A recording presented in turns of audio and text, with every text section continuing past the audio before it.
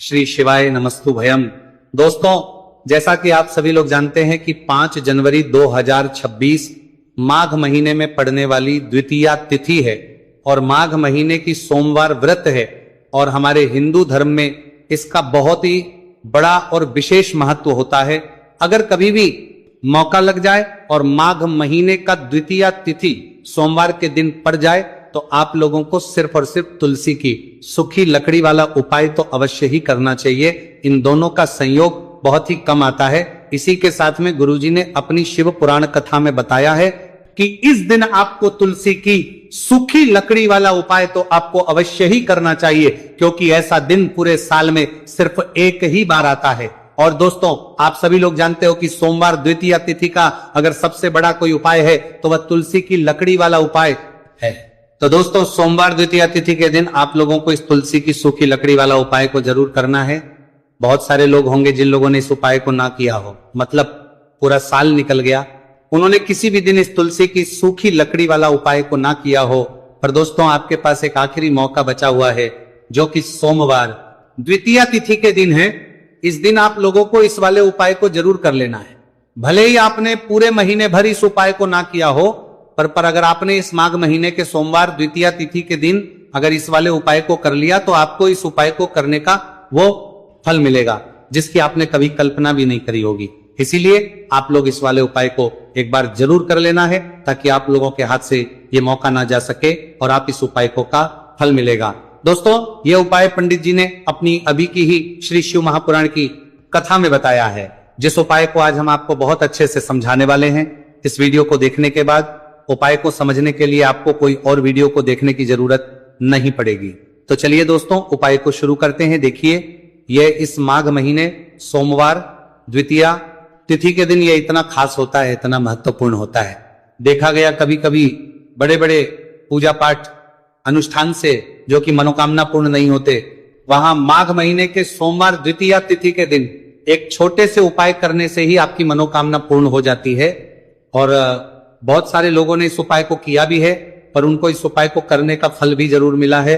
अगर आप लोग भी पूछी जाए इस उपाय को करना चाहते हैं तो आप इस उपाय को पहले अच्छे से समझ लेना, सुन लेना, उसके बाद करना। इस उपाय का फल जरूर मिलेगा और इस उपाय को कर लेने से आपके घर में चाहे किसी भी प्रकार की दुख और समस्या क्यों ना चल रही हो, आपको उसका कारण भी नहीं पता है कि भाई ये समस्या किस कारण से चल रही है। उसका कुछ भी कारण हो सकता है, जैसे पितृदोष हो सकता है या किसी भी तरह का मंगल दोष भी हो सकता है।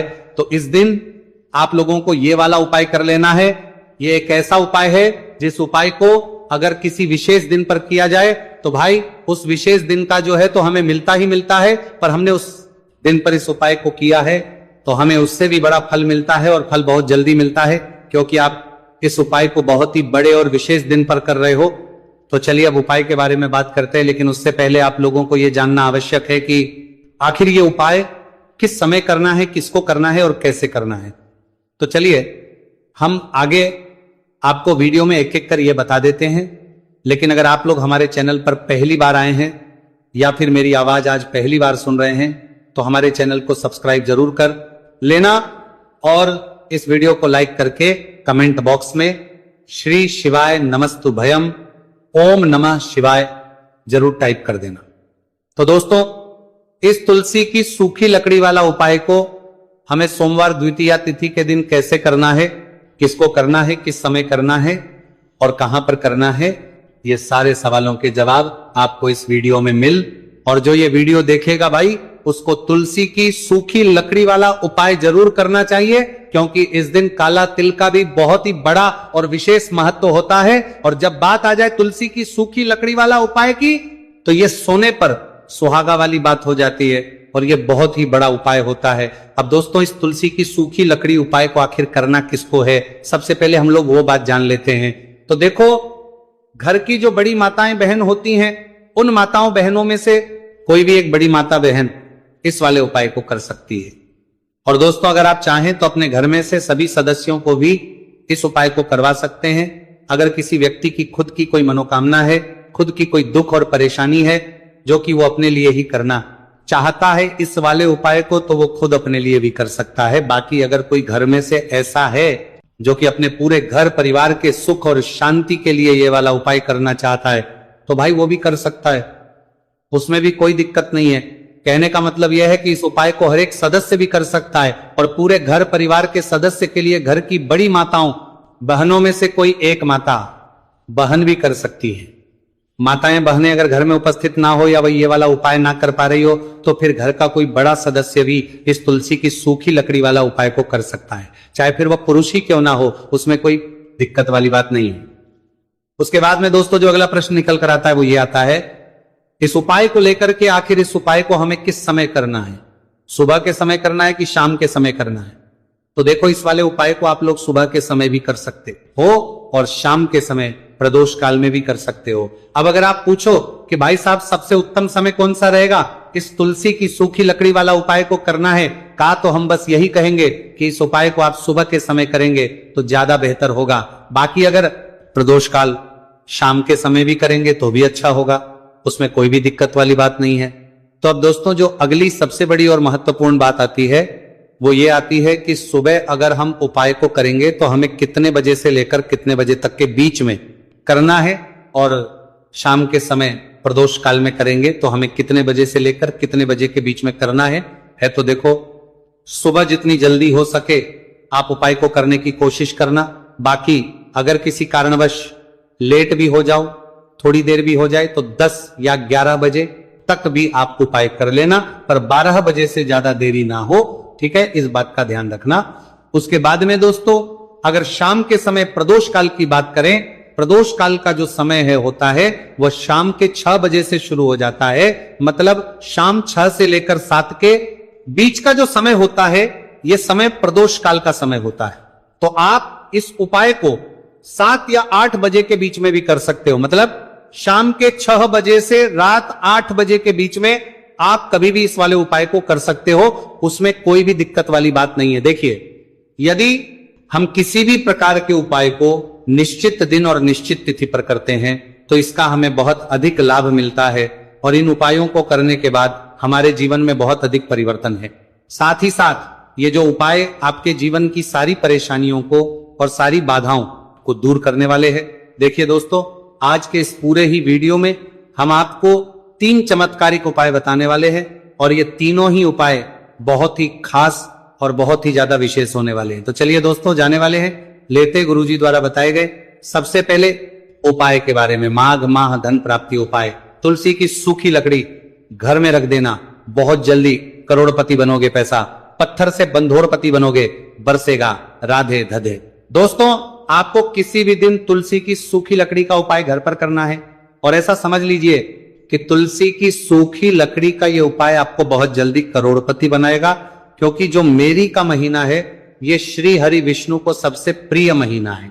तो देखिए, स्कंद पुराण में आता है कि भगवान विष्णु को सबसे प्रिय अगर कोई महीना है तो वह माघ का ही महीना है, और माघ के महीने में तुलसी के उपाय रातों रात आपके भाग्य को चमकाते हैं।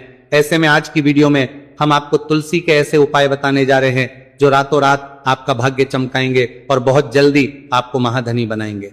तो देखिए, श्री हरि विष्णु प्रसन्न होते हैं जब भी आप माँ तुलसी से जुड़ा हुआ कोई भी उपाय करते हैं। माँ लक्ष्मी प्रसन्न होती है जब आप श्री हरि विष्णु को प्रसन्न करते हैं। अब आज की वीडियो में जो उपाय हम आपको जा रहे हैं, इस उपाय को करने से श्री हरि विष्णु तुरंत प्रसन्न होते हैं और सीधे सीधे आप माँ लक्ष्मी को प्रसन्न कर लेते हैं आपके जीवन में। आप खुद अपने सौभाग्य को प्रसन्न कर लेते हैं। इसकी तरफ करने के भी आपके जीवन में आप खुद अपने सौभाग्य को प्रसन्न कर लेते हैं, प्राप्त कर लेते हैं इस छोटे से उपाय को करके। तो देखिए, सबसे पहले बात कर लेते हैं कि जो मां तुलसी है, इनके बिना श्री हरि विष्णु का पूजन और श्री हरि विष्णु का भोग दोनों ही अधूरे हैं। जब भी हम श्री हरि विष्णु को भोग कराते हैं, उनको भोग लगाते हैं, उसमें हम तुलसी दल जरूर डालते हैं। एक पत्ता डालेंगे, लेकिन तुलसी दल जरूर डालते हैं, क्योंकि बिना तुलसी दल के श्री हरि विष्णु कोई भी भोग स्वीकार नहीं करते हैं। और माघ के महीने में तुलसी का पूजन करने से व्यक्ति को सौभाग्य की प्राप्ति होती है, उसके घर में कभी निर्धनता नहीं आती है। आप देखिए, सबसे पहले तो आपको माघ के महीने में एक हरा भरा तुलसी का पौधा अपने घर में लगाना चाहिए। अगर पहले से आपके घर में तुलसी का हरा भरा पौधा है तो बहुत उत्तम है, अगर नहीं है तो माघ के महीने के लिए महीने में एक तुलसी जी का पौधा आप जरूर लेकर आए, क्योंकि सबसे श्रेष्ठ महीना है तुलसी के पौधे को अपने घर में लाकर लगाने के लिए। दूसरी चीज कि देखिए माघ के महीने में या उससे पहले आपके घर में तुलसी जी का पौधा सूख गया है, और अगर तुलसी का पौधा आपके घर में सूखा हुआ है तो उससे कौन पाए हैं जो आप करके रातों रात अपने भाग्य को चमका सकते हैं। तो देखिए अगर आपके घर में तुलसी जी का सूखा हुआ पौधा है, इसमें आपको हरे भरे पौधे से उपाय नहीं करना। आपके घर में तुलसी जी का अगर सूखा हुआ पौधा है उसी से आप उपाय करेंगे, इस चीज का ध्यान रखेंगे। तो देखिए अगर तुलसी जी का पौधा सूख गया है तो आपको क्या करना है, छोटी छोटी टहनियां लेनी है, गिन करके 7 टहनियां, ठीक है ना। कितनी टहनियां लेंगे, 7 टहनियां लेंगे। थोड़ा सा मोली धागा आपको लेना है और सातों तुलसी की सूखी लकड़ी को एक के अपने अंदर एक यानी गट्ठा टाइप का बनाना है और उसको बांध देना है, ठीक है ना। सारी तुलसी की लकड़ियों को इकट्ठा करना है और मौली धागे से बांध देना है, बांध देंगे कलावा लपेट कर। अब आपको क्या करना है, रोली का इस तुलसी की सूखी लकड़ी पर आपको करना है, रोली का तिलक करेंगे। अगर चंदन है तो थोड़ा सा चंदन लगा दीजिए। अब ये तुलसी की जो सूखी लकड़ी है ये आपको थोड़ी देर अपने घर के मंदिर में रखनी है श्री हरि विष्णु के सामने, और एक देसी घी का दीपक आपको श्री हरि विष्णु के सामने लगाना है। दीपक गोलबाती का लगाएंगे और उसमें एक चुटकी पिसी हुई हल्दी डाल देंगे, ठीक है ना। श्री हरि विष्णु को हल्दी बहुत प्रिय, दीपक लगा देंगे। थोड़ी देर बाद जो तुलसी की लकड़ियां हैं उनको ऐसे ही रखा रहने देंगे, तिलक कर देंगे। अब थोड़ी देर बाद आपको क्या करना है, तुलसी की वो जो सूखी लकड़ी बांधी थी कलावे से, मोली धागे से, अब आपको उन्हें उठाना है। एक छोटे से लाल कपड़े में आप इसको रख लीजिए, ठीक है ना। लाल कपड़े में रख लीजिए, पीला कपड़ा हो तो पीले कपड़े में रख लीजिए। रखने के बाद आपको क्या करना है, इसकी पोटली टाइप की बना देनी है, धागे से लपेट कर मोली धागे से पोटली बना लीजिए, आराम से बंध जाती है। अब इस पोटली को आपको कहां रखना है, इसे आपको अपने घर के मुख्य द्वार पर टांगना है, ठीक है ना। अंदर की तरफ मुख्य द्वार पर अंदर की तरफ टांग दीजिए और मां लक्ष्मी का ध्यान करिए, श्री हरि विष्णु का ध्यान करिए, उनसे प्रार्थना करिए कि हे धन की देवी महालक्ष्मी, आप मेरे घर में पधारिए और अपनी कृपा मुझ पर बरसाइए। इस तरह से आपको प्रार्थना करनी है और मंत्र बोलना है, ओम नमो भगवते वासुदेवाय नमः 11 बार यह मंत्र बोलना है। एक दीपक आपको जिस दिन भी उपाय कर रहे हैं अपने घर के मुख्य द्वार पर प्रज्वलित करना है। चौमुखी दीपक, 4 बाती का दीपक लगाएंगे और थोड़ी सी हल्दी उस दीपक में भी डाल देंगे। मुख्य दीपक में बार पर प्रज्वलित करना है। द्वार पर दीपक बाहर की तरफ लगाना है, सीधे हाथ पर, ठीक है ना। ये उपाय माघ में आप करिए और देखिए कि कैसे आप महाकरोड़पति बनते हैं, कैसे आपके पास पैसा आता है और कैसे आपके पास पैसा रुकता है। तो ये वही उपाय है जो रातों रात आपके भाग्य को चमकाएगा और आपको महाधनी बनाएगा। छोटा सा उपाय आपको महाकरोड़पति बनाएगा। आपके बाद करोड़पति है, बनते बनाया गया है, देगा। अगर सच्ची श्रद्धा से आपने इस उपाय को कर लिया, साथ ही साथ माघ के महीने में अगर कोई जूते का दान कर देता है, जूते चप्पलों का कोई दान कर दे इस माह में, तो समझ लीजिए उसे हर वो वस्तु मिलती है जिसकी वो कल्पना करता है, जिसकी वो चाहता है। आपने अगर कुछ ऐसा सोचा है कि हाँ मुझे ये वस्तु या मुझे ये चीज मिल जाए, मेरी ये इच्छा पूरी हो जाए, आपकी कोई भी इच्छा अधूरी है, पूरी नहीं हो रही, तो माघ माह में आप चाहे किसी एक व्यक्ति को दान करें, जूते या चप्पल का दान जरूर करेंगे, और फिर देखिए कि आपका भाग्य कैसे आपका साथ देता है और कैसे आप अपने जीवन में आगे बढ़ते चले जाते हैं। तो बहुत अच्छे से उपाय आपको बताया है। अब हम बात करते हैं दूसरे विशेष उपाय कि देखिए ये उपाय भी तुलसी जी के पौधे के वहां पर करना है आपके भाग्य का उदय करने के लिए। आपके घर में धन सम परेशानियां हैं, कर्ज की समस्या अगर दिन पर दिन बढ़ती जा रही है, खत्म नहीं हो रही है, बहुत ज्यादा परेशानियां हैं, तो आपको यह उपाय करना चाहिए। देखो करना क्या है, बहुत ध्यान से समझना। आपको मात्र तांबे के पात्र के अंदर जल लेना है, उस जल के अंदर एक चुटकी आपको हल्दी मिला देनी है, ठीक है, और साथ में लेना है एक कमल गट्टा, या केवल उपाय माघ सोमवार द्वितीया तिथि के दिन करना है। अगर आपको ऐसा लगता है कि आपके जीवन में अष्टलक्ष्मी का वास नहीं है, भाग्य का साथ आपको नहीं मिल पा रहा है, तो आप ये उपाय शनिवार के दिन कर सकते हैं, सोमवार द्वितीया तिथि के दिन भी कर सकते हैं, ठीक है। शनिवार सोमवार दोनों दिन आप ये उपाय कर सकते हैं। देखो करना क्या है, इस जल के पात्र के अंदर हल्दी डाली और एक कमल गट्टा डाला।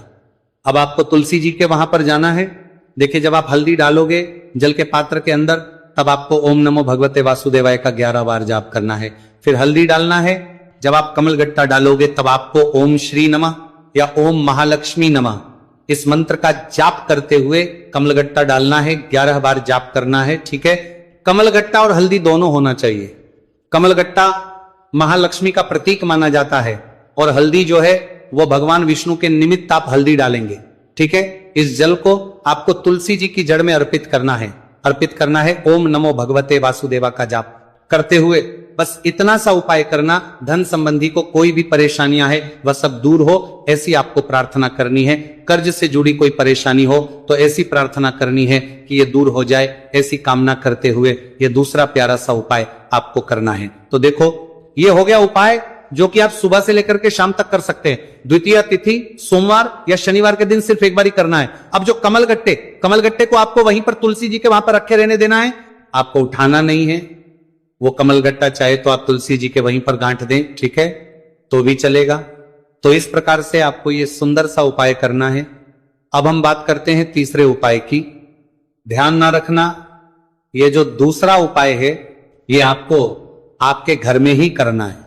बाहर कहीं पर भी करके आना ठीक है, घर में अगर तुलसी जी हो तो ही आप ये उपाय कर सकते हैं। अब आपको क्या करना है, भगवान शिव के मंदिर में जाएंगे, जो एक बेलपत्र है वो माता अशोक सुंदर वाले स्थान पर आपको अर्पित करना है। डंडे का हिस्सा जलाधारी की तरफ हो चाहिए, उस प्रकार से आपको ये बेलपत्र अर्पित करना है। जब बेलपत्र अर्पित करोगे तब आपको कुंदकेश्वर महादेव का नाम लेना है माता अशोक सुंदरी वाले स्थान पर, ठीक है। आप जो चावल के दाने हैं, जो अक्षत लेकर आए हैं, वो भगवान शिव के शिवलिंग पर आपको अर्पित करना है। जब आप अर्पित करोगे तब आपको बृहस्पति शवर महादेव का नाम लेना है। बृहस्पति शवर महादेव ही एक ऐसे महादेव है जो आपके गुरु ग्रह को मजबूत करता है।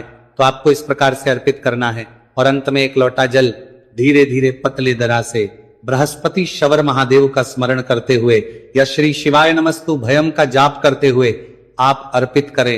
ये केवल और केवल सोमवार द्वितीया तिथि के दिन किया जाता है और ये उपाय बहुत ही ज्यादा प्रभावशाली है।